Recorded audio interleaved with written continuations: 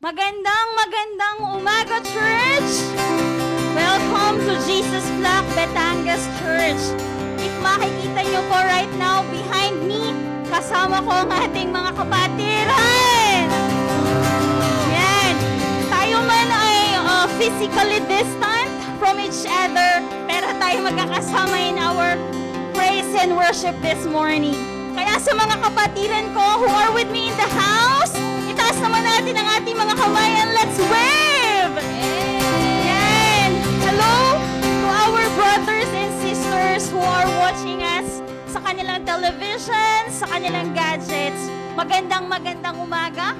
Matagal na tayong hindi nagkikita but still, buti na lang meron tayong ganitong online service. Hallelujah! Okay, so bago po tayo mag-proceed on our video announcement, gusto ko munang i-welcome ang bawat isa. Ang mga kapatid natin in the house and also yung mga nasa bahay. Nawa po kayo ay kahit mainit, humanap po kayo ng comfortable place where you can worship God, where you can listen. Hallelujah! So, sa umagang ito, gusto ko lang i-share na as we worship, as we praise, ni-remind lang tayo ng Lord doon po sa woman who gave an extravagant perfume sa Lord. In-offer niya to. And today, as we raise our hands, as we sing songs, we are going to break our spiritual jars of perfume. Ito ang ating gagamitin na our offering to God. As we sing songs, as we dance, as we move. Kaya po, sa umagang ito, let us also focus on our video announcement. And right after the video announcement, nais ko lang po ang bawat isa na makinig dahil a member from abroad will be testifying. Ginagawa po natin ito dahil we are being reminded na sila ay isama sa prayers natin and at the same time, we celebrate on their victories. So thank you God for this morning. So let's watch the video announcement.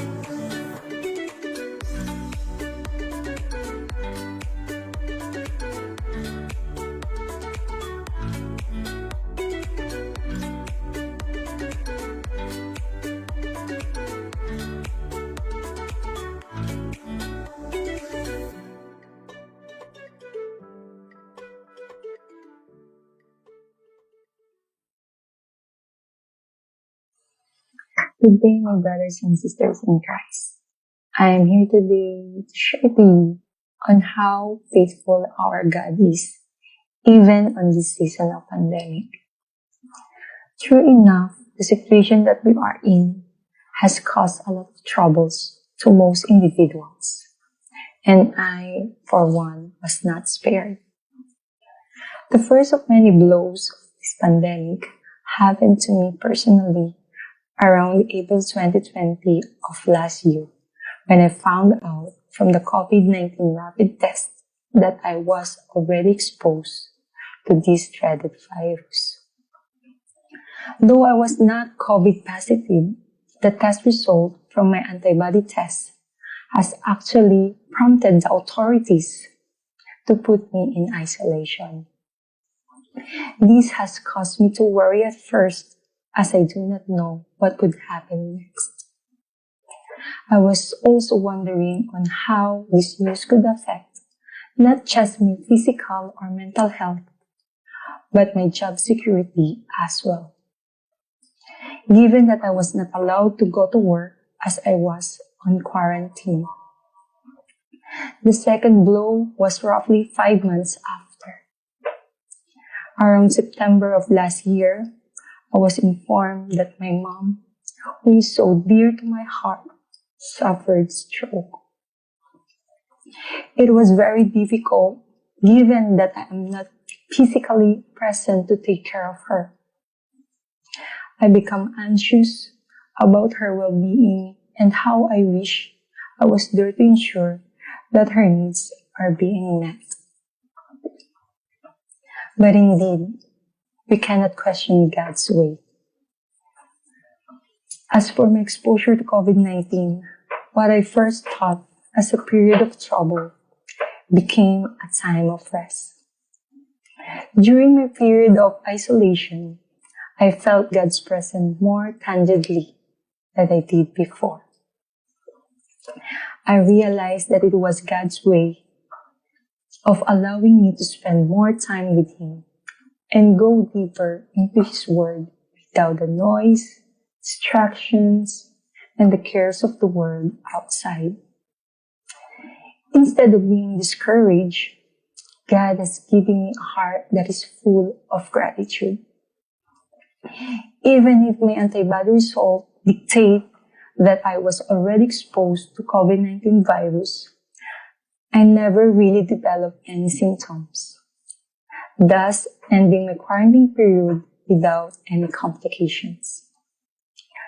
Moreover, there were no salary cuts despite me not being able to attend for work. Indeed, God's promise remains. And I will never forget how He spoke to me in Deuteronomy 31, verse 6. Be strong and of good courage.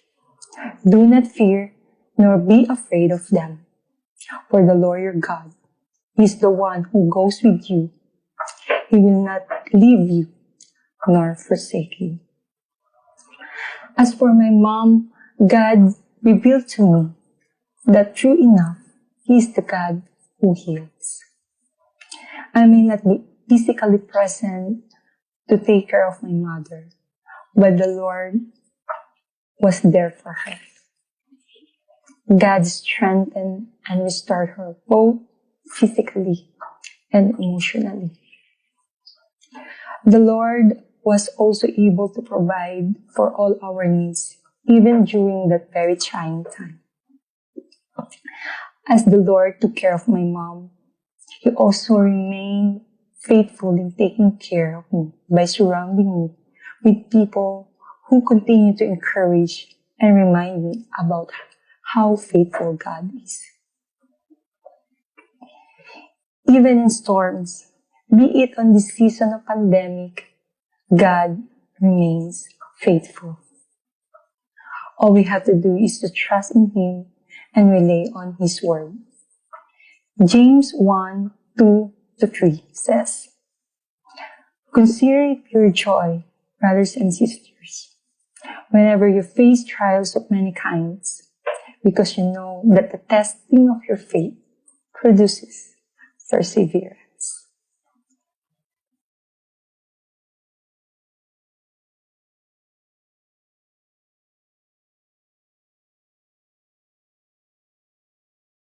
Tayo po'y magsitayo. Alam ko pong kanina pa kayo excited sa pagpupuri sa ating Panginoon. Let's worship the Lord this morning.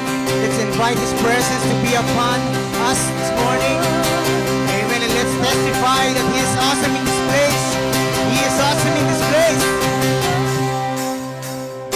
Awesome in this place. Jesus, you are awesome in this place. Worthy to be praised. Jesus, you are worthy to be praised. You will be praised. You will be praised.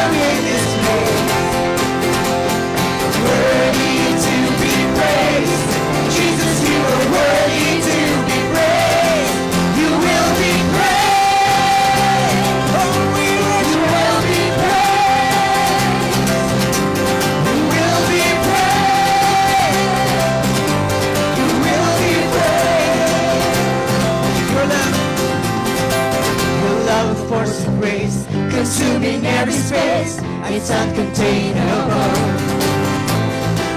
We're coming like a flood. Our hearts are filling up. All things are possible. We declare it.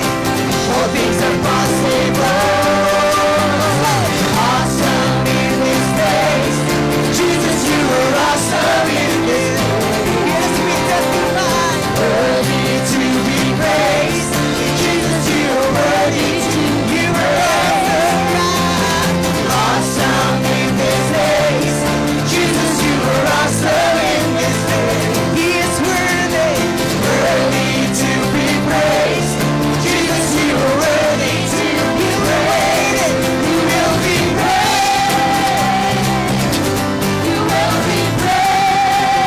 Oh, you will be praised. Let your kingdom come. Let your will be done.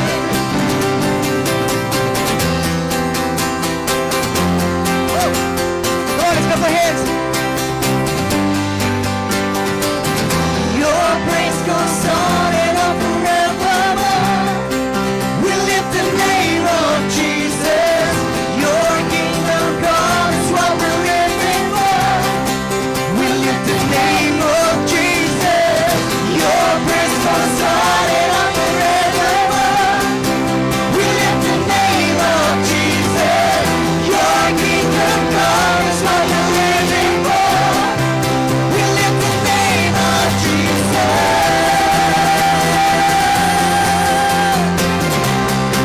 We lift the name of Jesus. All together, say, awesome in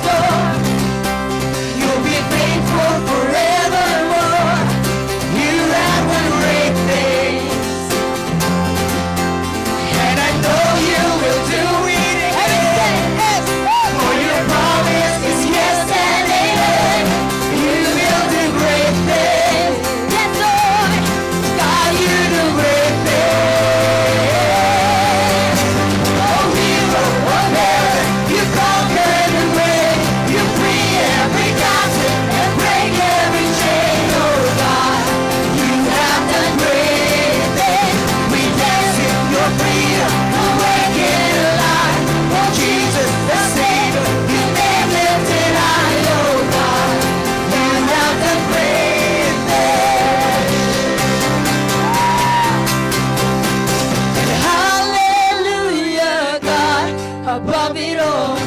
Hallelujah, God, unshakable. Hallelujah, you have done great things. Yes, we declare it, Lord. Hallelujah, God, above it all. Hallelujah, God, unshakable. Hallelujah, you have done great things. Hallelujah. Hallelujah, God, above it all. Hallelujah, God, unshakable. Hallelujah, you have done great things. Oh, hero of heaven, you conquer the grave. You free every captive and break every chain. Oh, God, you have done great things. We dance in your freedom.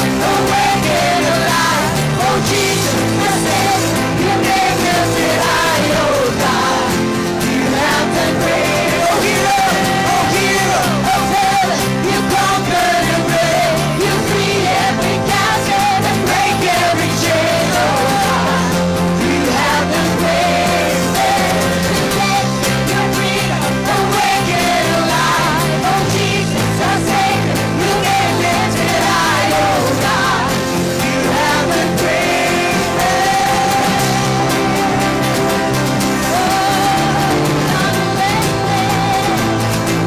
You've done great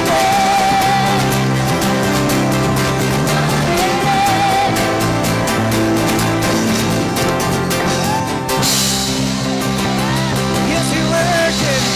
Once again, let's sing hallelujah. Hallelujah, God, above it all. Hallelujah, Oh, lift up your voices. unshakable. Hallelujah, you have done great things. Oh, we testify, we testify. Hallelujah, God, above it all. Hallelujah, God, unshakable. Hallelujah, you have done great things. Sing hallelujah. Hallelujah, God, above it all. Hallelujah, God, unshakable. Hallelujah, you have done great things. Last time we sing hallelujah. Hallelujah, God, above it all. Hallelujah, God, unshakable. Hallelujah, you have done great things. Oh, hero. Oh, hero of heaven, you conquer the grave. You free every captive and break every chain. Oh God, you have done great things. We dance in your freedom. Awaken alive, oh Jesus, the Savior, you make lifted high. Oh God, you have done great things. You've done great things. You've done great things. We thank you, God. We thank you, God.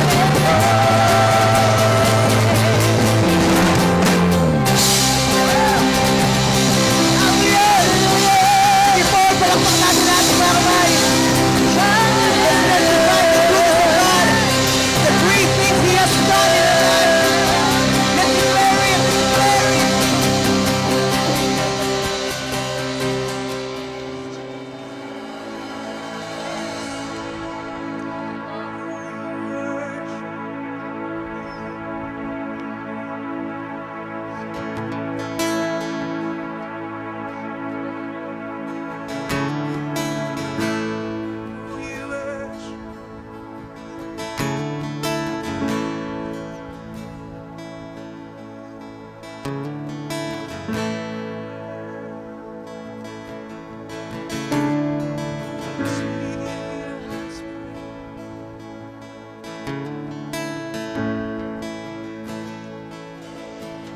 And I've searched for word,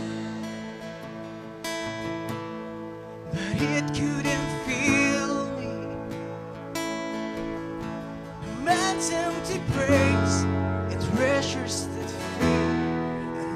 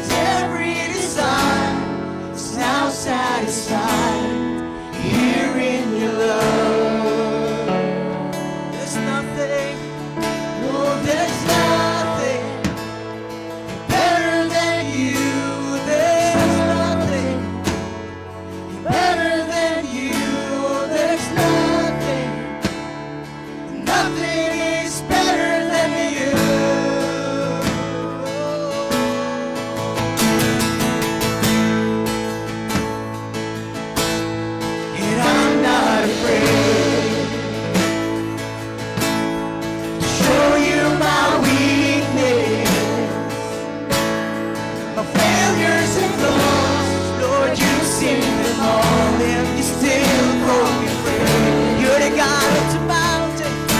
You're the God of the mountain. You're the God of the valley. There's not a place your mercy and grace won't find me again.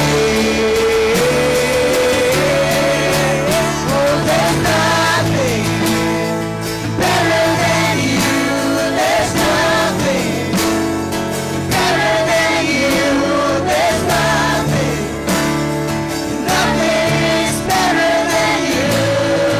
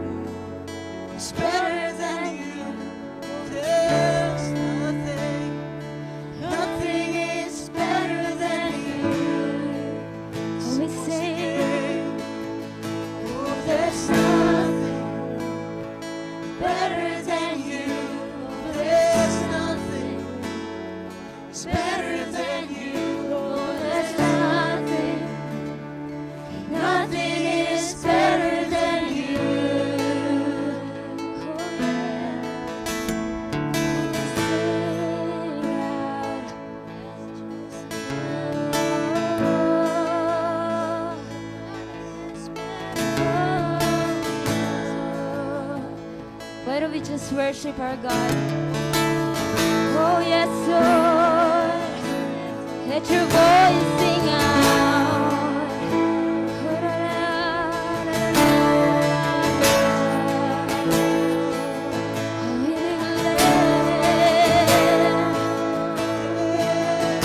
Oh, we just sing your own song to our God. Sing your own song.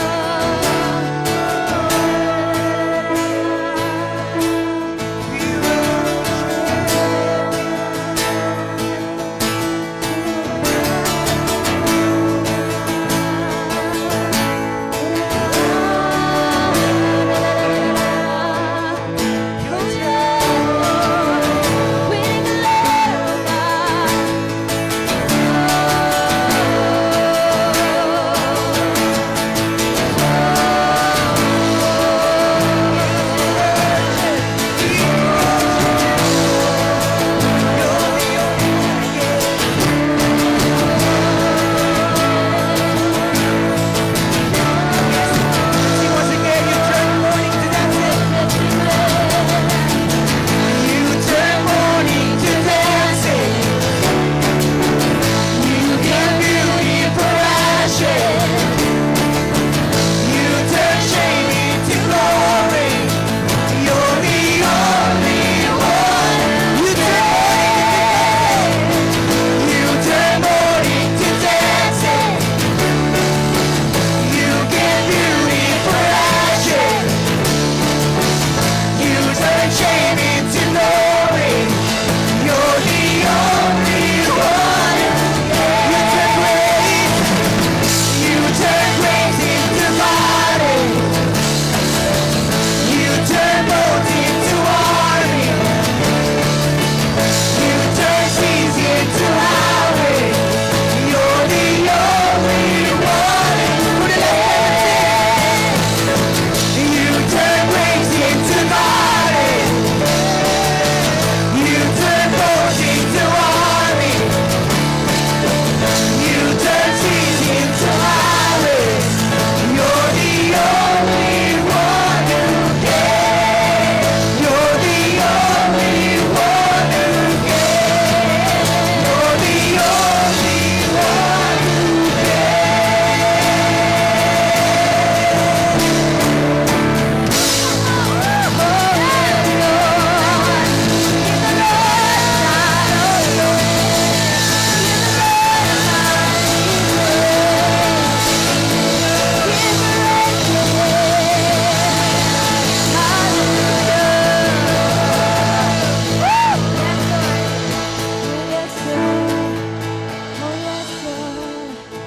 Thank you, God, for Thank you, Jesus.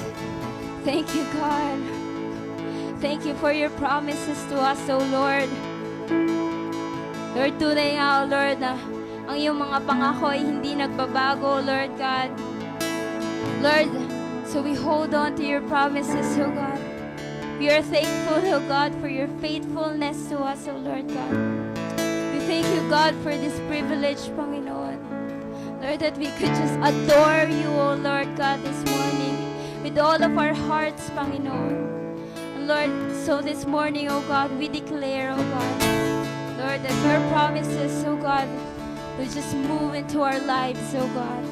We thank you and we glorify you. In Jesus' name we pray. Amen.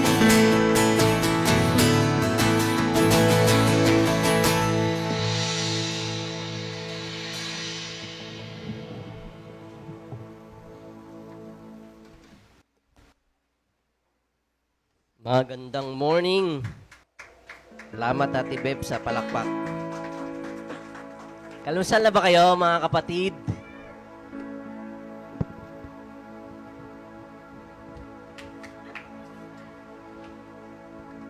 Okay, it's wonderful to be in the presence of the Lord. Kasama ang audience sa ating recording ngayon. Ano? Okay. And kanina, as the start of the fellowship ay natunghayan natin yung video sharing na patotoo ni Ma'am Aba. Last year ay si Nanay Lisa ay na mild stroke muli, no? Second time around. Tapos siya ay bumaba yung kanyang antigen. So pinaghinalaan na siya ay merong COVID. Okay, pero more than 3 months na lockdown sa kanila, pero the Lord has been good. Nasa 3 months na yun na walang trabaho, meron siyang sweldo. Kaya mabuti ang Panginoon. In straight English niya kasi. Kaya hindi gaanong naintindihan. Okay. Praise the Lord. First Sunday of the month. Okay, of June. Kaya...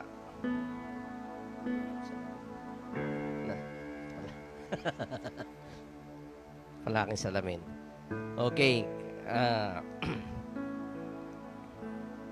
Wala man ako i-welcome, no? Okay.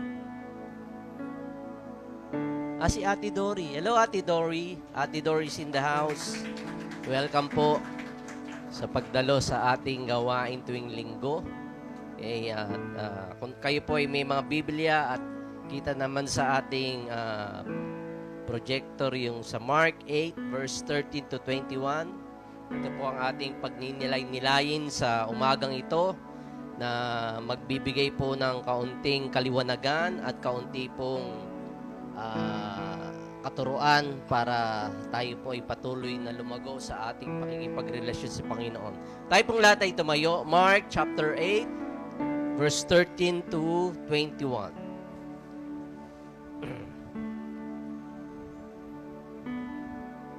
Verse 13, and he left them, and getting into the boat again, departed to the other side.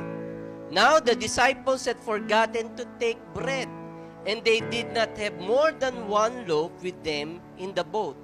Then he charged them, saying, take heed, beware of the leaven of the Pharisees and the leaven of Herod. And they reasoned among themselves, saying, it is because we have no bread. But Jesus, being aware of it, said to them, why do you reason because you have no bread? Do you not yet perceive nor understand? Is your heart still hardened? Having eyes, you do not see, and having ears, you do not hear. And do you not remember, when I broke the 5 loaves for the 5,000, how many baskets full of fragments did you take up? And they said to him, 12. Also, when I broke the 7 for the 4,000, how many large baskets full of fragments did you take up? And they said 7. So he said to them, how is it to you that you do not understand? Let's have a word of prayer. Panginoon, sa umagang ito, uniling namin na sa aming pong pagpupuri ay pinaunlakan mo, Panginoon, na ang aming mga puso ay matamnan muli ng iyong binhi, ng iyong salita, upang ito po'y magdadala sa amin, Panginoon, ng higit pang kalaguan sa aming pong patuloy na paglakbay, sa aming pakikipag-ugnayan sa iyo. Alam po namin na mahirap ang panahon, pero dahil ikaw ay kasama namin, naroon ang iyong pong gabay, naroon po, Panginoon, ang iyong pagtulong, naroon, Panginoon, ang iyong presensya, na maaring sa gitna man po, O Diyos, na mga kadiliman na amin po maaring nararamdaman, ikaw ay aming kasakasama. Kaya kami po ay sa iyo ay nagpupuri at nagpapasalamat. Dito po aming samdalangin sa pangalan ni Jesus. Lahat magsabi ng Amen. Makakaupo na po kayo. Okay. Ako'y nalulugod na kayo ay makita ko sa umagang ito dahil unti-unti nang binubuksan ng ating gobyerno, nililit up ng mga quarantines, pero kinakailangan pa rin po natin mag-ingat at ang lahat po ay actually yung mga ano bang age? 18 up, no? Pinagpapabakuna. Okay. Pero I think 15 up merong merong resolution na 15 years old up ay mabakunahan. Anyway, okay, sa Mark 8 na ating pong binasa is a very fascinating story.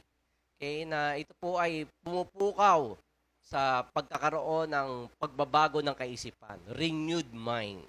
Okay, at ang salita po ng Panginoon Diyos, sabi sa Hebrews, is a two-edged sword, magkabilay talim, na kung saan ito ay nagkakat. Pero sa kanya pong pagkakat, ito po ay nagdadala po ng hilom. Ibig sabihin, tinatanggal yung mga bagay na hindi ka nais-nais upang ito po ay magbigay ng paghihilom sa ating buhay espiritual.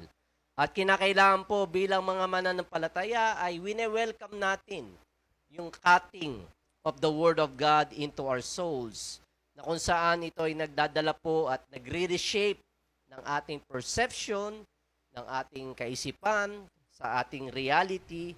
At wala man pong ibang pamamaraan para mabago ang ating kaisipan maliban lamang sa salita ng ating Panginoon Diyos.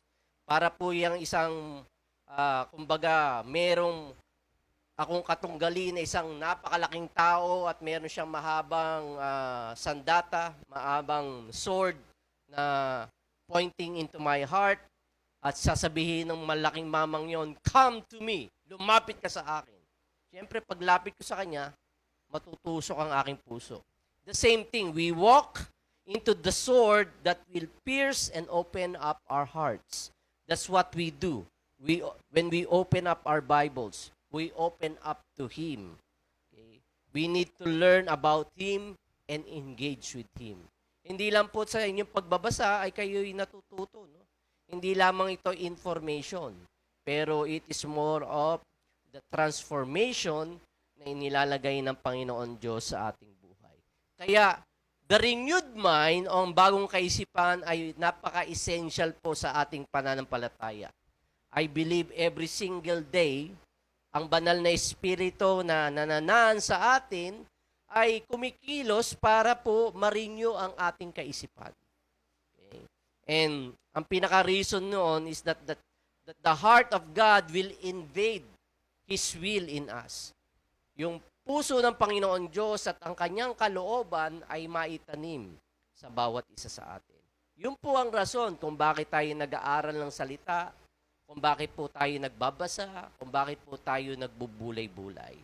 At sinasabi nga sa Romans 12 verse 2, it says here, "Do not be conformed to this world, but be transformed by the renewing of your mind, that you may prove what is that good and acceptable and perfect will of God." Ang kalooban ng Diyos, the perfect will of God is good and acceptable. Pero what is the perfect will of God? Ang perfect will of God is defined in the Lord's Prayer na kanyang itinuro sa kanyang mga disipulo. Yung part na, "Your will be done on earth as it is in heaven." Sabihin nyo nga, "Your will be done on earth as it is in heaven." Okay. So yan po ang perfect will ng Lord. Your will be done, ang iyong kalooban, ang siyang mangyari. And so the renewed mind is then to prove the will of God. Para bigyan ng malakas na ebidensya o ma-prove ang kalooban ng Panginoon Diyos. Sa buhay spiritual po natin ay maaring tayo ay nakakarinig o tayo ay naka-experience na, naranasan na natin o nakita na natin, we see the miraculous through faith. Yung mga kamanghamanghang gawa ng Panginoon Diyos ay maaring makikita natin sa pamamagitan ng pananampalataya. We see the miraculous through His presence. Yung nagmamanifest ang presence ng Lord. Alam natin, God is everywhere. God is omnipresent. Wherever you are, He is there. Pero may mga pagkakataon sa buhay natin na nagmamanifest ang presensya ng Panginoon at gumagawa siya ng mga kamanghamanghang gawa. But the most consistent way to see the miraculous is through a renewed mind. Ulitin ko yun, no? The most consistent way to see the miraculous is to a renewed mind. Kung gusto natin patuloy na makita ang kamangha-mangha ng Panginoon Diyos sa ating buhay ay sa pamamagitan ng pagbabago ng ating kaisipan. Naniniwala ba kayo na merong cancer sa heaven? May karamdaman ba sa heaven? May kalungkutan ba sa heaven? May pagdurusa ba sa langit? Wala. Di po ba? Dito sa lupa, meron. Dito sa lupa, may mga pasakit at iba't ibang uri ng mga karamdaman at problema. And so, a renewed mind is not the source of faith. Hindi po ito ang pinagmumulan ng pananampalataya. Faith does not come in the mind. It comes from the heart. Faith is not the product of striving, but the result of surrender. Yung pagpapakumbaba natin sa Panginoon. Tunay nga na marami tayong nararanasang di ka nais-nais at pasakit sa buhay na ito dito sa ibabaw ng mundo. At may mga pagkakataon na hindi natin may paliwanag. We are trying to figure it out kung ano ang nangyayari. Always remember, bad things happen even to good people. Bad things happen even sa mga mananampalataya, sa mga anak ng Panginoon Diyos. Kaya we need not to strive or try to always figure it out. Dahil may mga sitwasyon sa ating buhay na hindi talaga natin maintindihan. But we just have to have a heart of surrender. And that's why it is always a heart issue. Laging nakatuon ang Panginoon Diyos Ama sa ating mga puso. And so a renewed mind creates the contacts of faith. Naalala niyo po yung pananampalataya ng centurion? Namangha ang Panginoong Hesukristo dahil sa uri ng kanyang pananampalataya. Dahil nagpunta itong centurion na ito at sinabi, Jesus, ang aking pong katulong, ang aking servant ay may karamdaman. Kaya tinanong ni Jesus, ako ba'y pupunta? Pero sabi ng centurion, hindi po. Sabihin nyo lamang. At gagaling na yung aking servant.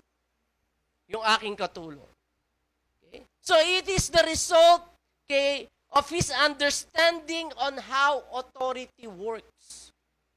Dahil sinabi niya, I am a man of authority.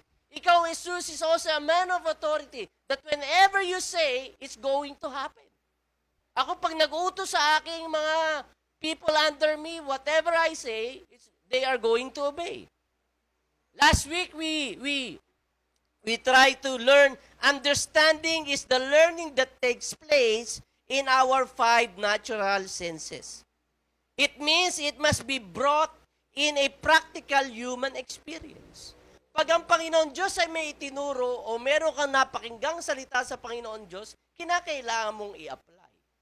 Kasi kung hayaan mo lang nakatiwangwang yan, ano ang nangyari doon sa parable of the sower? Ninakaw agad ng ibon. Ninakaw agad ng kaaway. At maraming mga salita na kung na inilagay ang Panginoon Diyos o sinabi ang Panginoon Diyos sa ating mga kaisipan, sa ating buhay, sa ating pakikipagrelasyon sa Kanya, ang mga naaksaya dahil ninanakaw ng kaaway. We never learn to apply. We never learn to obey. Ipinagpapabukas natin lagi. Huwag po sanang ganon. Okay? We need to understand and we need to apply the things that God has been bringing into our lives. It comes through revelation. Nagpapahayag ang Panginoon Diyos sa tulong ng Kanyang banal na Espiritu. Kung ikaw ay isang tunay na Kristiyano, ikaw ay napuspusan na ng banal na Espiritu ng Panginoon Diyos. At ang banal na Espiritu ng Panginoon Diyos ang siyang nagbubukas ng iyong mga kaisipan, ng iyong damdamin, ng iyong puso, para lalo mo maintindihan ang Kanyang salita. It comes through revelation. The understanding of authority creates the contact of him to have faith. Yun ang nangyari sa centurion. He understand how authority works. Okay? At ito ang naging contact ng kanyang pananampalataya. Sa verse 15 natin binasa, then he charged them saying, take heed, beware of the leaven of the Pharisees and the leaven of Herod. Ano bang sinasabi ng Panginoon Kristo dito? Okay. Dito sinabi ni Jesus na nagbigay siya ng babala about the leaven o yung leaven or yung yeast. Okay. Yung leaven represents the worldview. Okay. Yung ating pananaw labas sa salita ng Panginoon Diyos. Yun ang tinatawag na worldview. Okay? Yung pananaw mo na nakukuha mo sa pag-aaral, sa mga opinyon ng mga tao sa iyong paligid, na hindi nasasala sa pamamagitan ng salita ng Panginoon Diyos. Yun ang tinatawag na ways of our thinking. Okay? Kaya kung ang yes at do, ay, you put it together, or the leaven or the dough, okay, you put it together, okay, and you put fire into it, ibig sabihin, ito ay aalsa. Okay? Aalsa yung tinapay mo. Okay? The same thing. Kung merong leaven sa ating pananampalataya o sa ating kaisipan, the fire will always activate whatever leaven is in your mind. I-expose ng Panginoon Diyos. Okay? The fire of the Holy Spirit is going to expose it. The fire is going to reveal it. Okay? When you place it, okay, in the fire, okay, what is inside will be exposed. Okay? Kaya yung sinabing leaven ng Pharisees at leaven ni Herod, the leaven of Pharisees represent religious mindset. Okay? Ang Pilipinas ay isa sa mga reliyosong tao sa ibabaw ng mundo. Okay? Kaya lang, yung pagiging religious natin ay masyadong impersonal. Hindi tayo relational. Ito ay figurative. Ito ay powerless. Yung ating pagiging relihiyoso. Okay. Yung leaven of Herods represents naman the political spirit. Yan, malapit ng eleksyon.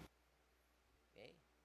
They don't care if you have a belief in God, just don't bring it in the equation and make it the determining factor on policies. Wala silang pakialam kung naniniwala ka sa Diyos. Huwag mo lang ilalagay yung paniniwala mo sa polisiya ng pamahalaan ng gobyerno. Yun ay ayaw nila. But the kingdom of God is opposite to both of them. Iba ang pamamalakad, how the kingdom of God operates. The kingdom of God is the center of everything, and it defines everything by His person and by His own presence. Naunawaan niyo po ba? Okay. Sa access, in Him we live and move and have our being. Okay. Tayo ay nabubuhay, kumikilos, okay, dahil sa pamamagitan ng ating Panginoon Diyos. Siya ang sentro ng kaharian ng Diyos. Okay. Kaya ang babala ng Panginoon Kristo sa mga kaisipan ng kanyang mga disipulo, the leaven of Herod and the leaven of Pharisee, yung value system that will persuade us out of the reality of the kingdom of God. Dapat ang ating kaisipan ay nauugma how the kingdom of God operates. It is not how the kingdom of this world operates. And most of the time, infiltrated ang ating kaisipan on how the kingdom of this world operates, rather than on how the kingdom of God operates. Okay? Because the kingdom of God, Apostle Paul says, what you cannot see is eternal, and what you can see is temporal. Okay? Romans 14:17 says, the kingdom of God is not merely of eating and drinking, it means it isn't physical. Okay? The kingdom of God is about righteousness, peace, and joy. Nahawakan mo ba yung righteousness? Yung peace at joy? It is the unseen. Okay? It is the superior quality. Para sa atin, ang importante yung temporal. Okay? Yung tangible sa ating mga mata. Yung ating nararamdaman, yung ating nakikita. Okay? Yun ang importante para sa atin. Pero ang superior ay yung mga bagay that is unseen. Okay? Kaya kung tayo daw ay merong makalangit na kaisipan, okay, yun ang ating thinking, okay, then we will have a different approach to the problem we have right now.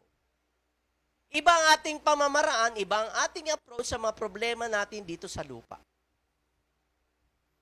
Dahil ang ating pong kaisipan ay nagmumula sa itaas. Naunawaan niyo po ba ako? Okay? Pero if you're going to think from the natural, sa panlupa, at best, okay, gaano man kaganda ang iyong kaisipan, it makes you a beggar. Para kang naglilimos.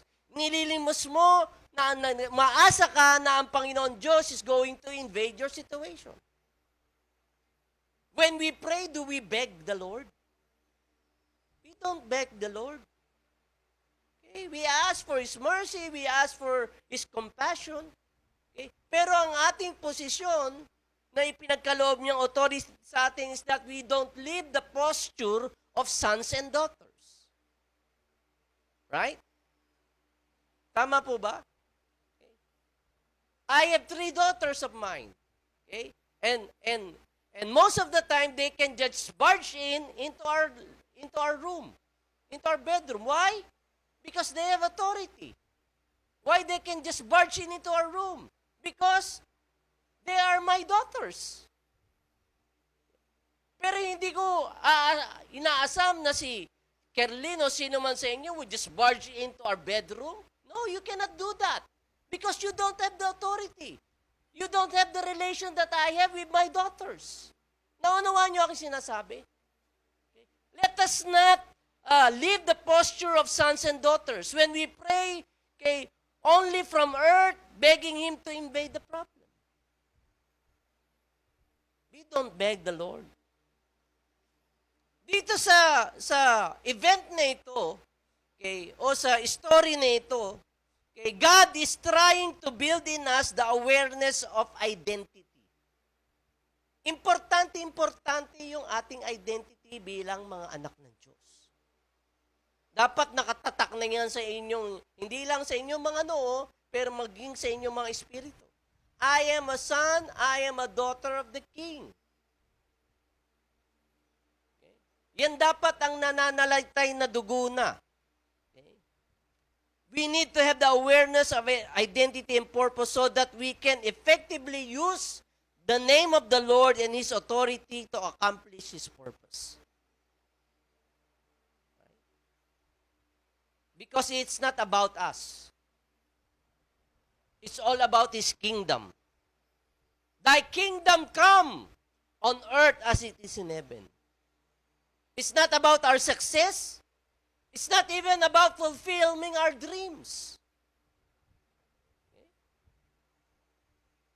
The fulfillment of our dreams is just a byproduct of fulfilling His will. Naunawaan niyo yun? Kung naisa sa katuparan mo ang iyong mga panaginip, ang iyong mga hangarin sa buhay, byproduct na lamang yun ng iyong pakikipag-ugnayan sa Diyos na lumikha ng langit at lupa. Dahil ginagawa mo din ang kanyang kalooban. Pasok ka! Pasok ka nga, pasok ka sa banga. Okay. Dahil yan ang aking kalooban sa iyo at ginagawa mo, yung binigay kong panaginip sa iyo, then you are fulfilling the will of God for your life. Kaya nagbigay ng babala ang Panginoon Kristo sa kanyang mga disipulo dahil nga itong background kung bakit nangyari ito, ay katatapos lamang pakainin ng Panginoon Kristo ang 5,000 katao. Katatapos din niyang pakainin ang 4,000 katao. Pero sa pagkakataong ito ay nagkaroon ng pagkatakot sa puso ng mga disipulo dahil isang loaf of bread lang ang dala nila sa bangka nung lumulan ang Panginoon Kristo to go to the other side. Kaya winar ng Panginoon Kristo of the leaven of Herod and the leaven of the Pharisee. Ano ba yung common denominator sa dalawang ito? Both the political and the religious leaven. They are heavily influenced by the fear of men. Yung pagkatakot sa tao. Yung pagkatakot sa sasabihin ng tao. Tayo po ba ganon? We are heavily motivated by the fear of men and not heavily motivated by what God is saying. Kaya yung mga Pariseo during Jesus' time, hindi nila ina-answer ang mga katanungan ng ating Panginoon Kristo dahil takot sila kung anong sasabihin ng tao. The political system also refused to make the decision because of some groups. Okay? Kaya nga po si Pontius Pilato, ano ang kanyang naging desisyon? Anong desisyon ni Pontius Pilato? Ipako si Jesus sa krus. Okay? Because of the political environment of that time. Takot siya sa governor na si Caesar. So, ang pinaka-motivator of these both realities is the fear of men. Kaya lamang ang nakakalungkot isipin na marami sa kanila, akala nila it is wisdom. Na ito ang nagmo-motivate sa kanila. Ito'y karunungan. Okay? Fear will always masquerade as wisdom. Nagmamaskara lamang ito ng karunungan, ang pagkatakot. Fear will always attract whatever information is needed to legitimize its existence.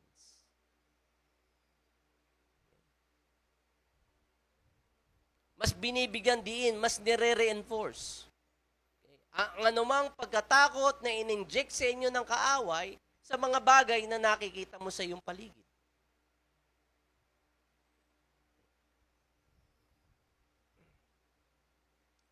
Pero kung tutusin, mga kaibigan, ang pagkatakot sa tao, the fear of men actually starts out as a tender heart that cares for other people. Tinis lang ng kaaway. Ang demonyo, mahilig siya mag-twist ng katotohanan. Ibig sabihin, meron kang compassion, okay, at care for the people in need, kaya lang napalitan ito ng fear of men. Because the enemy would always like to work to manipulate our thinking. Okay?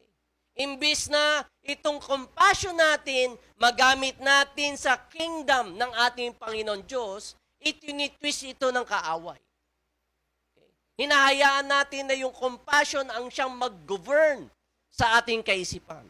So the enemy turns our place of perception from compassion and concern for the condition of the people to a place of becoming imprisoned by the opinions of people around us. Naunawaan niyo po ba? Ang ibig lamang sabihin, because of your care and concern to people, ang nangyayari, naririnig mo ang mga daing ng mga tao sa iyong paligid. So, ang lumalabas, tinitis sa iyong kaisipan, na yung mga daing ng mga tao sa iyong paligid that you are concerned ay binabuluktot ng kaaway. Mas importante ang sinasabi nila kaysa sa sinasabi ng Panginoon. So, nangyayari, mas nag-govern sa iyo ang sabi ng tao kaysa sa sinasabi ng Panginoon. Saan nagsimula yun? May compassion ka nga eh. Kaya lamang napapalitan ng kaaway yun dahil mas malakas ngayon ang tinig ng mga tao kaysa sa tinig ng Panginoon Diyos. Naunawaan niyo aking sinasabi? So, na-imprison na. Okay. Ang sarili mo doon sa opinion ng tao. Doon sa clamor ng tao. Kaysa doon sa sinasabi ng Panginoong Jesucristo, ng Panginoon Diyos. Okay. Kaya, kung ating titingnan po, at the end of the story, tinanong ng Panginoon Jesucristo yung kanyang mga disipulo. Okay? Ang sabi niya, nung pinakain ko ang 5,000 katao, saan ako nagsimula? Sa 5 loaves of bread. Ilan ang naging leftovers? 12 basket. Natandaan nila yon. Okay. Nung pinakain ko ang 4,000 katao, saan ako nagsimula? I start with 7 loaves. Ilan ang leftovers? Tanong niya sa kanyang mga disipulo. 7 din po. 7 basket full of leftovers. Okay. So here makikita natin, when he fed more people, he starts with the least amount of food. Right? 5,000. Saan siya nagsimula? 5 loaves of bread. Okay. Mas marami yung pinakain niya, nagsimula siya sa mas kakaunti. Pero ilan ang leftovers? 12. Mas marami. Okay. Sa 4,000 katao, saan siya nagsimula? Sa 7 tinapay. Ilan ang leftovers? 7 lamang. Ano pa ang aking sinasabi? Aking sinasabi niya, starting with more is not an advantage. So, hindi dahil marami ka, may advantage ka. That's the world's thinking. Okay? Starting with more is the world's perspective, not the kingdom perspective. Right? Tama po ba? Kaya iba sa inyo na maraming pera, tuwan-tuwa. Uy, dami kong pera. Pero pag kumonti na. Kasi you have the world's perspective. You don't look as God is your provider. Diba? Hindi mo tinitingnan na ang Diyos ang nagpro-provide sa iyo. Ang tinitingnan mo, yung the Word. Ay, kukunti na lang pera ko sa bangko, naubos na. Ang dami kong binayad, na ICU, mga anak ko, etc., etc. Nagpapanik ka na agad. So, nasaan yung perspective ng utak mo? Do you think you have a renewed mind? I don't think so. Always remember, we were chosen not because of our strength, but because of our weaknesses. Yan sinasabi sa 1 Corinthians 1:20-17. But God has chosen the foolish things of the world to put to shame the wise. And God has chosen the weak things of the world to put shame the things that are mighty. Do you love this verse that tries to comfort you? Right? Di ba? We always try to compare ourselves. Mas mayaman po siya. 13 yata sa sakin nito. Samantalang ako, iisa lang si Russell. Lagi pang tumitirik. Right? When we try to compare ourselves to one another. Uy, bago na naman sapatos niya. Samantalang ako. Uy, dami niyang damit. Uy, naka-parlor na naman siya. Kahit may pandemic, nagpa-parlor. Sino ba nagkulot sa sa buhok mo sa ilong? Okay. Right? Why don't we just be thankful that God has chosen us, no matter who we are?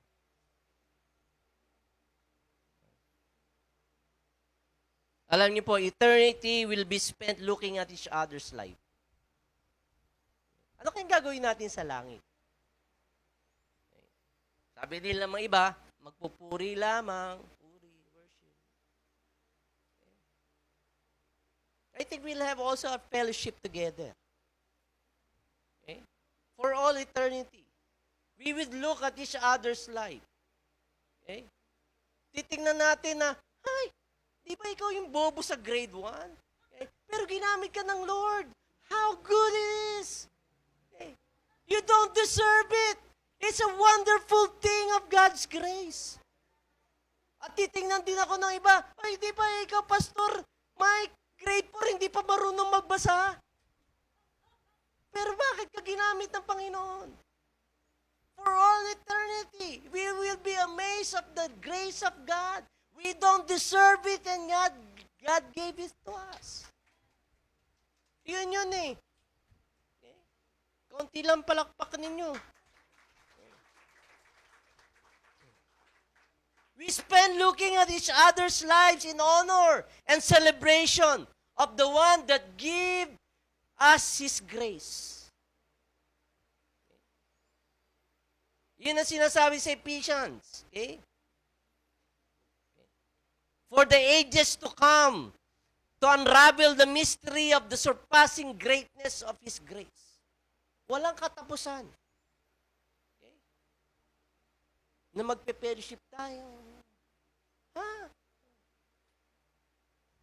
And we will just be amazed of His grace.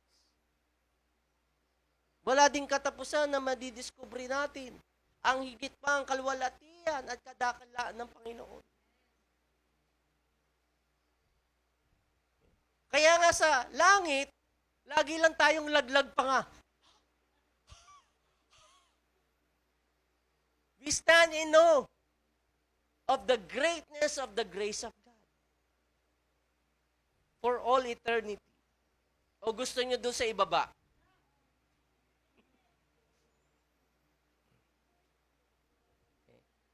Kaya sa verse 17, when Jesus being aware of it, said to them, why do you reason because you have no bread?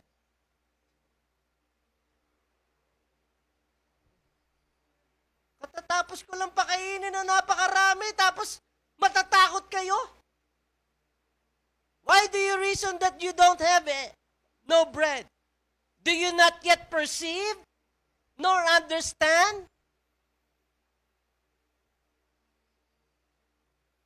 Wala ba kayong isip? Di niyo ba naintindihan? Is your heart still hardened? Matitigas ba puso nyo?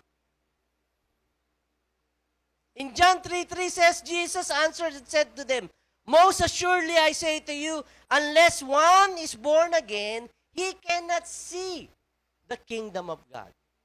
Our conversion gives us the capacity to see. Do you not perceive? Do you not understand? Do you not see? Is your heart still hardened? Jesus is saying you cannot see if your heart is still hardened. Hindi mo nga makikita kung matigas ang puso mo.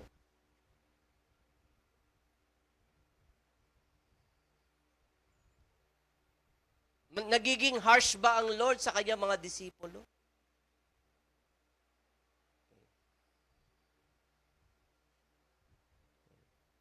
Nung sinabi ito natin pa ng Kristo, He never does it to shame. Hindi para sila ipahiya, not to ridicule, okay, or make them hopeless. Hindi po yun ang reason ng Panginoon sa Kristo. It is always an invitation to maturity, an invitation to growth. Jesus is just pointing out some weaknesses and letting them see the problem. The problem why you don't see, why you don't perceive, why you don't understand is because your heart is still hardened. Not to ridicule, not to shame, but an invitation for them to maturity. It is a challenge for them. Hamon sa ating Panginoon Kristo. Bakit sinabi ito ni Jesus? Sinabi niya ito dahil katatapos lamang niya magpakain ng napakaraming tao. Nangyari lang ba yun once? Ha? Yung pagpapakain ng maraming tao, once lang nangyari? Twice nga eh. The first is the 5,000 people and the second is the 4,000. Twice niyang ginawa. Na nakita, na witness ng kanyang mga disipulo. So they go from multiplying food to a boat where they don't have enough food. And because they don't have enough food, they were afraid. Kuha nyo? Kaya sabi ng Lord, why do you reason? Pag reason ng pinag-usapan, anong ginagamit? Ang iyong isip, di ba? Ang iyong mind. So why do you reason that you don't have bread? Why do you reason for thinking what you lack? Why do you reason for what you don't have?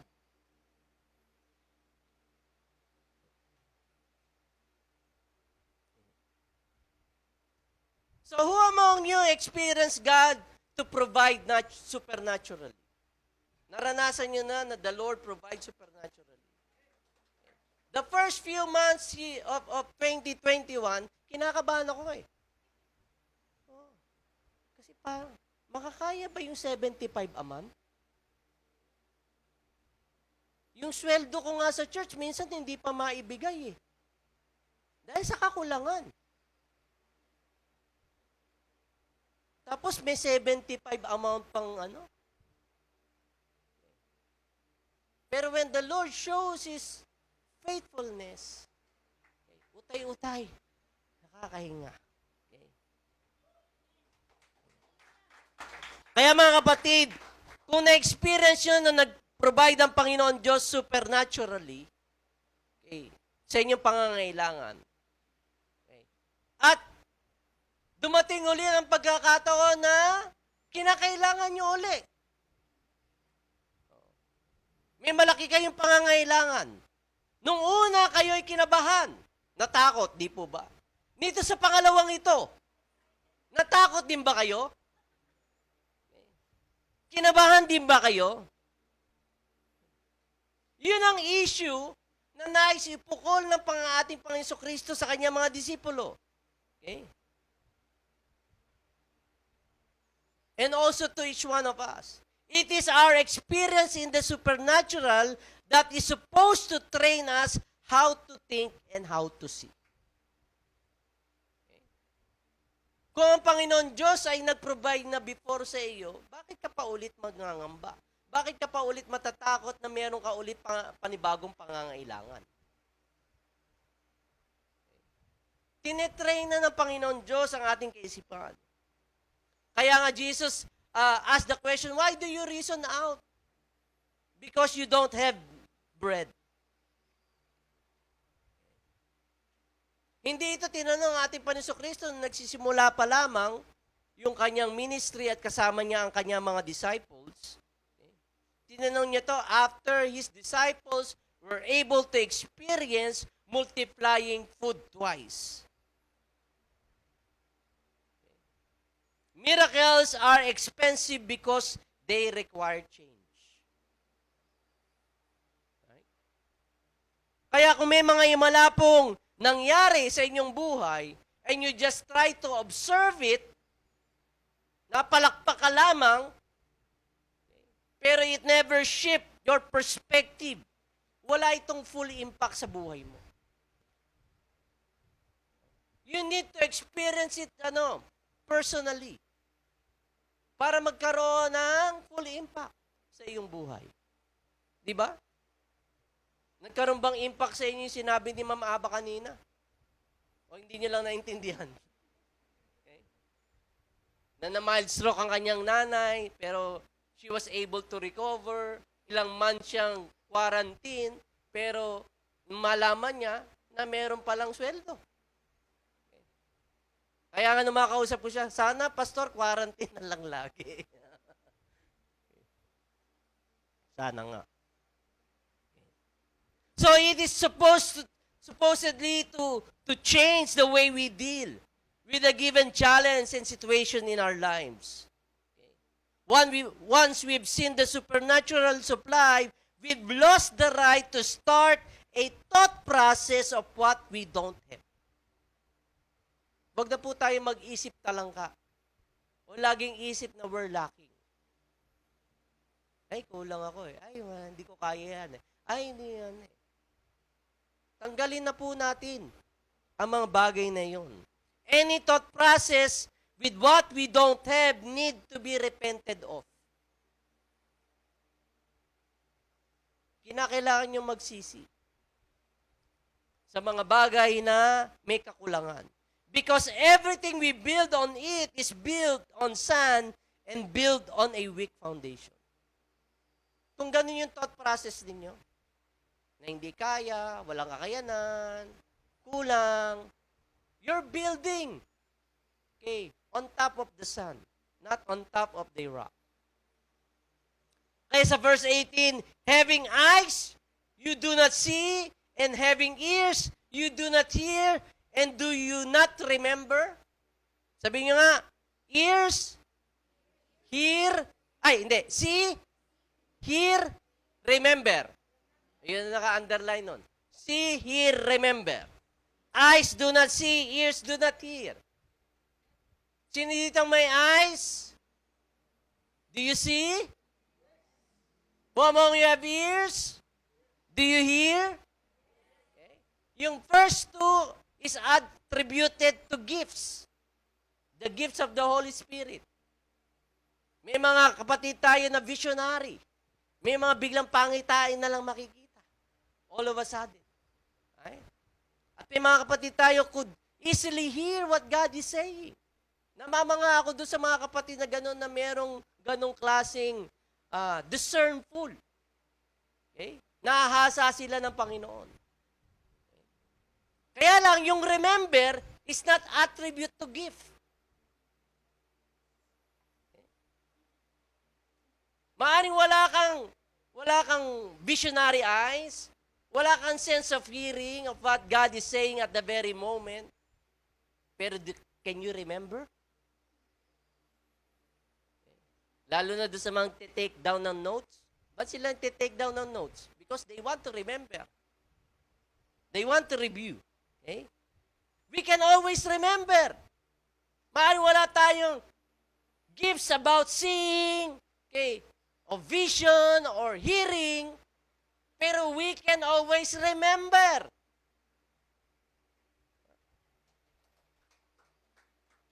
Dahil ang attribute ng remember, okay, is attributed to willingness.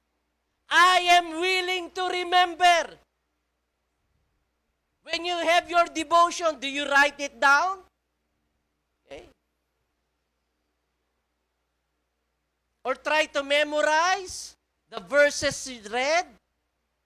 Pinagbuni-muni mo, take notes mo, yung mga bagay na sinasabi sa iyo ng Panginoon. Because you are willing to remember. Okay?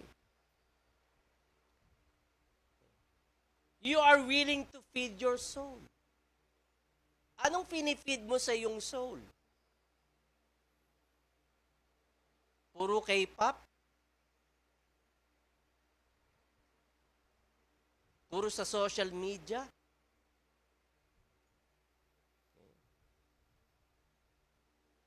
As I've said, we always attract what we value. We always attract what we value. Kung binibigyan natin ng pagpapahalagang salita ng Panginoon, just as I've said, maaaring nagsha-shopping ka lamang sa SM, tapos may tugtog sa speaker nila. Then it suddenly speaks to you. May mga sitwasyon na nangyayari sa iyong buhay, then God suddenly speaks to you. May portion ka na nakita sa panonood ng TV, then that situation suddenly speaks to you. You attract what you value. If you value the Word of God, then it's going to attract you.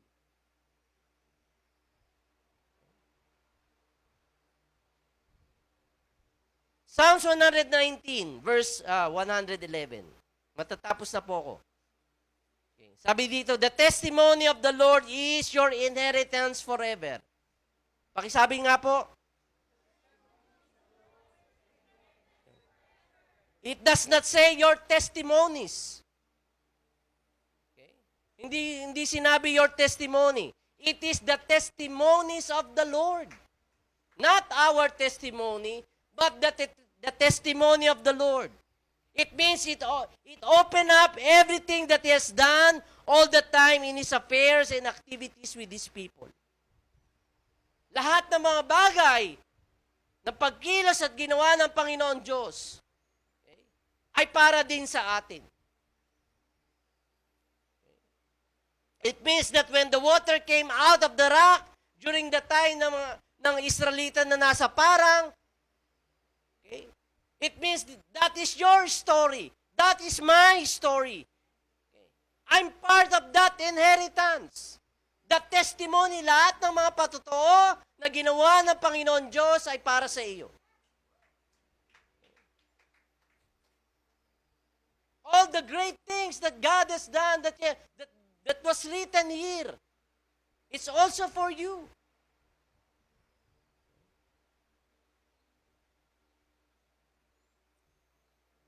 And that's why we need to prayerfully meditate the testimony of the Lord, because it's going to equip us with the ability to see.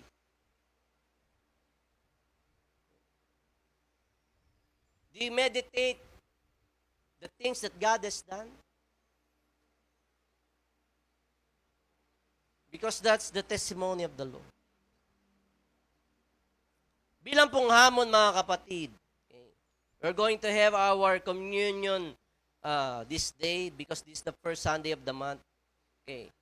Nung pinakain po ng Panginoon Kristo ang 5,000 katao at ang 4,000 katao, okay, dapat po, tinitingnan natin ang ating buhay sa ganung lente.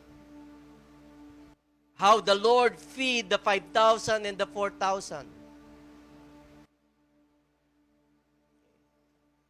Na, pag tayo po ay dumako into an empty boat, katulad ng mga disipulo, they would not be afraid.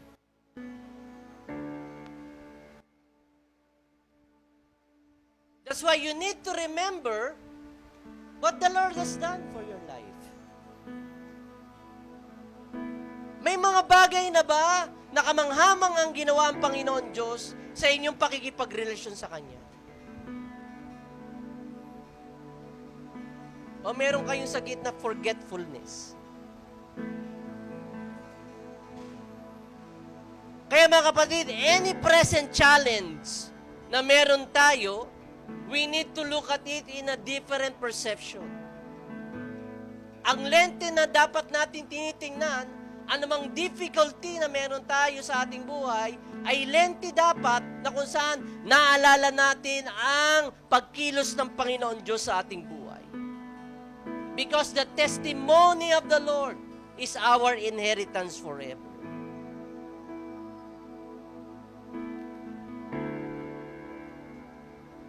We need to look on God, na siya lamang ang mayroong kapangyarihan na kumilos sa ating buhay. Sa mga challenges at problema sa buhay natin. We should not miss the point. Hindi kaaya-aya ang buhay dito sa ibabaw ng mundo. Kung lagi ang iyong gagamitin lamang ay yung panlupa mong karunungan at kaisipan. Heavenward dapat ang lagi nating perspective. Kaya if you cannot see what God is doing, then your hearts are still hardened. Yun ang sabi ng Lord. Kasama niya mga disipulo na experience ng mga disipulo, mga kamanghamangang pagkilos ng Panginoon Diyos. Pero nung tanong ng Lord, are your hearts still hardened? You have eyes but don't see. You have ears but don't hear. Because your hearts are still hardened.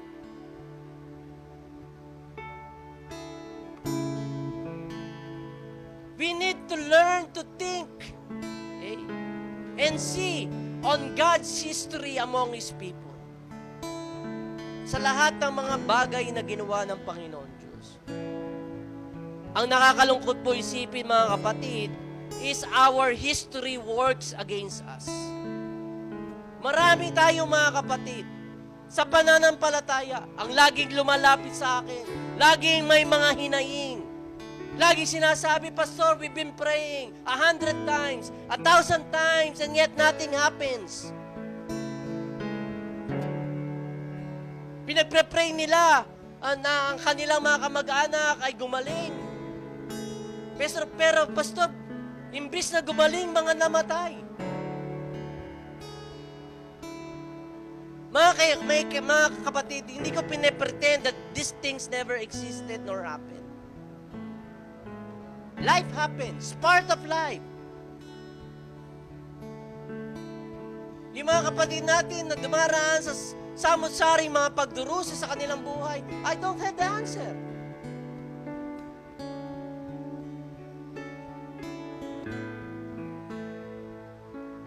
Di naman ako Diyos. I don't have the answer. we can bring it to the Lord. Right? In our relationship with Him. That God can heal the place of pain and turn it into a place of strength.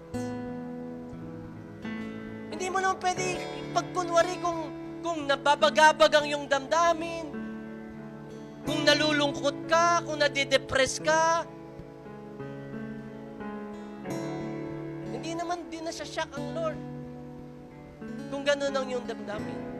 But bring it to the Lord. Bring it to the Lord. Every loss should be a place of vengeance.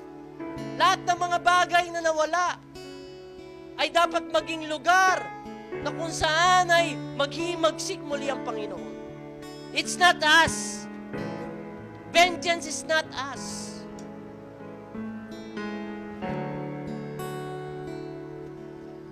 Let God show Himself strong in the difficulties of our lives. Kaya mga kapatid, don't waste your sorrows. Don't waste your tragedies. Okay? Huwag niyong hayaan that it would just sit and let it haunt you. Yun ang nangyayari. Because without the renewing of our mind, naka-stuck ang ating kaisipan sa mga masamang nangyari sa ating buhay. Trauma tayo sa mga hindi ka nais-nais na nangyari sa ating buhay. And it is haunting us. We cannot move forward because we always look at our past. Of our painful experience. We try to build our life around these disappointments and loss. Na pwede naman pong ilagay natin ang ating sarili, okay? Put it into a place that this would become our promotions and breakthroughs. As we renew our mind, na tayo magkaroon ng panibagong kaisipan. We cannot make things happen. Only the Lord. Tanging ang Diyos lamang. So let's bring it to the Lord. Alam niyo po ba ano lamang pwede natin gawin during those hardest moments of our lives? During those frightful moments of our lives? The only thing that we can do is we can be available. Sabi nga, available. That you're available. To be able to learn what God is teaching you at that very moment. We need to avail ourselves to lean in the right direction. Sa tamang direksyon tayo tumingin. Maaring nababagalan ka sa pag-usat, pero may pag-asa. Bakit ko sinabi yun? Kasi you're in the right direction.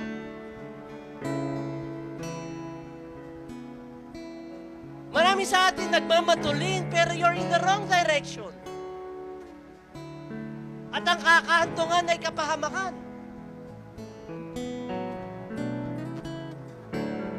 Hindi ba hopeful yon? That you're in the right direction, maaaring utay-utay until it builds momentum. But the most important thing is you're in the right direction. That brings hope to each and every one of us. Kaya sa umagang ito, we're going to partake of the bread and the juice. Our communion this very morning. Okay? Na ang sinabi ng Panginoon, do this in remembrance of me. Andun na naman yung word, remembrance. Can we remember? Can you remember what God has done for you the first time you accepted the Lord as your Lord and Savior? Then go back there. Go back what you have felt. Kung anong naramdaman nyo.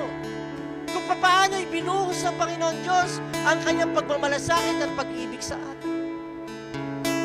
Can you remember? Then let's do that.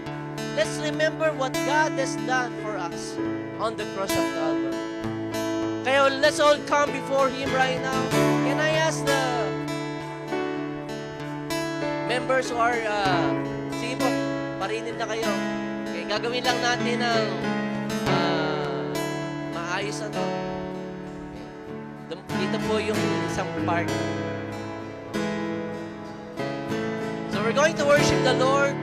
Okay, and then as we would ask you to partake of the bread and the juice, ito muna, dito kay na Abel at kay Mami Aileen, ito muna ha, itong row muna. Pagtaas ng first row, second row, third row, the same thing goes here. Ito munang first row na ito kay Mami Janet. Pag ganun ha, para maayos po. Para hindi sabay-sabay tayong magpupuntahan sa harapan. Sige, let's come before the Lord and let's worship Him. Walking around these walls, I thought by now they'd fall, but You will never fail me.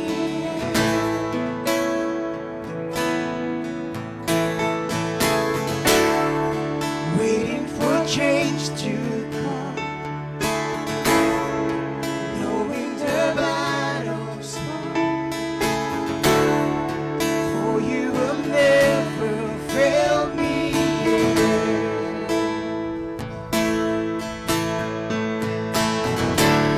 Your promise still stands. Great is Your faithfulness, Your faithfulness. I'm still in Your hands. This is my confidence. You never fail me yet.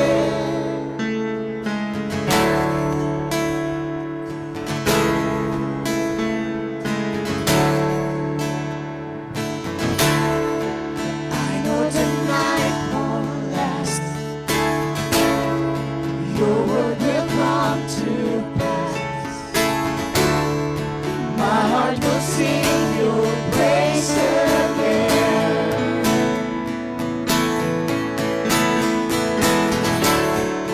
Jesus, You're still in love. Keep me within Your love. My heart will sing Your praise again.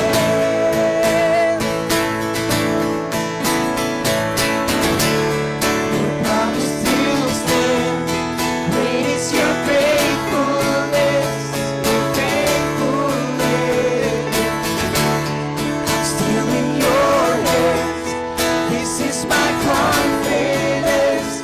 You never fail me yet. Your promise still stands. Great is Your faithfulness, Your faithfulness. Still in Your hands, Lord. Still in Your hands. This is my confidence. You never fail me yet. Hallelujah.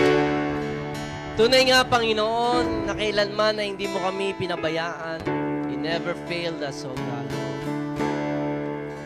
Salamat sa buhay na iyong ipinagkaloob sa amin. That despite, Lord, na umiiral pa rin ang pandemic sa aming bansa, maging sa pandaigdigan. Nagpapasalamat kami, Panginoon, sa iyo pong pag-iingat sa bawat isa sa amin. Nagpapasalamat kami sa iyong pag-iingat sa mga kapatid namin na nasa loob ng kanilang tahanan. Panginoon, sa umagang ito, as we remember, O God, Lord, what You have done for us on the cross. And not just, Lord, what You have done on the cross, but even what You have done for us in the past, O God. Lord, we know and we believe You can do it again, Lord. Father, I pray that You just renew our mind, O God, Lord. Nawa, Panginoon, ang aming pananaw ay maging pananaw ng nasa langit, nasa itaas, at hindi pananaw ng panlupa, Panginoon. And so as we partake of this wafer, Lord, and this juice, O God, amin pong inihayag na Ikaw, Jesus, ay namatay para sa aming mga kasalanan at nabuhay na muli para bigyan kami ng katagumpayan sa buhay nito. Let's partake of the wafer right now. All together. And even the Jews. Oh, thank you, Father. Palapakan natin ang Panginoon. Oh, thank you, Lord. We give you praise. We give you praise. We give you praise, oh God. Oh, Father, we just want to worship you, oh God, Lord. Lord, we just want, Lord, to offer to you a sacrifice of thanksgiving, oh God, Lord, sa ginawa mo sa aming buhay, Panginoon. And we are declaring, oh God, Lord, that the testimony of the Lord will be our inheritance, oh God. Let's sing this song. I see you move the mountain. Let's declare it. You moved the mountain. I believe I'll see you do it again. You made a way when there was no way. I believe I'll see you do it again. I've seen you move. You moved the mountain. I believe I'll see you do it again. You made a way when there was no way. I believe I'll see you do it again. I see you do it again. I'll see you do it again. I see you do it again.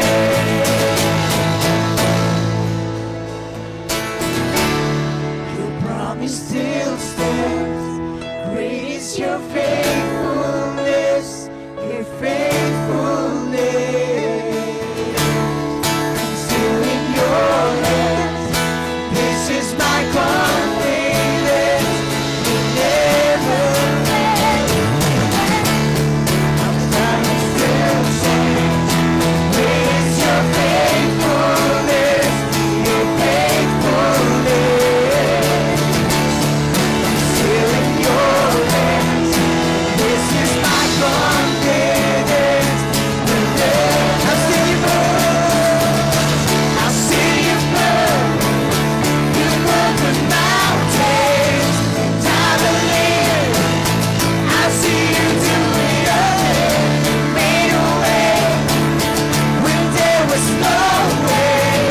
And I believe I'll see you do it again. I've seen you move. You moved the mountains. And I believe I'll see you do it again. You made a way when there was no way. And I believe I'll see you do it again. I'll see you do it again. I see you. I see you do it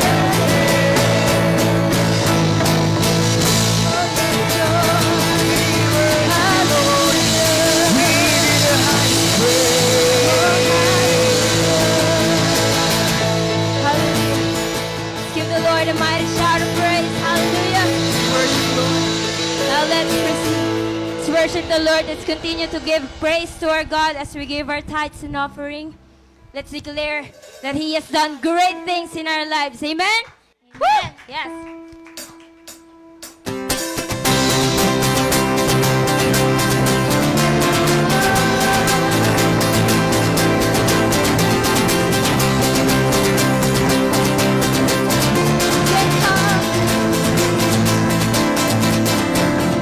Come let us worship our King.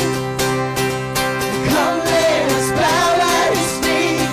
He has done great things.